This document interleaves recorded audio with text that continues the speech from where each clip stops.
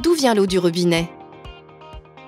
Le petit cycle de l'eau ou cycle domestique alimente en eau potable les citoyens et les collectivités.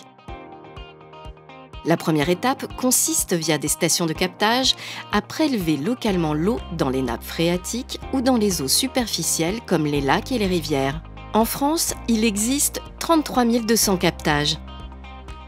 L'eau est ensuite acheminée dans une des 16 700 stations de production d'eau potable. Généralement, nous commençons par le dégrillage et le tamisage pour débarrasser l'eau des déchets les plus gros, feuilles, brindilles, insectes. La coagulation et la décantation. Les particules en suspension s'assemblent et se déposent au fond des bassins appelés décanteurs. Ces étapes éliminent jusqu'à 90% des microdéchets. L'eau continue son chemin à travers une couche de sable qui retient les dernières particules visibles. C'est la filtration sur sable. Une fois filtrée, l'eau part dans un bassin fermé contenant des bulles d'ozone pour être désinfectée. C'est l'ozonation. L'eau passe ensuite au travers d'une couche de charbon qui retient les éventuels pesticides et les résidus de matières organiques.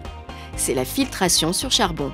Enfin, l'eau est chlorée afin de garantir le maintien d'une bonne qualité durant son parcours dans les canalisations et jusqu'au robinet. En France, l'eau potable est stockée puis distribuée grâce à 900 000 km de canalisation pour des usages domestiques, industriels ou agricoles. L'eau est une ressource naturelle précieuse et épuisable. Préservons-la.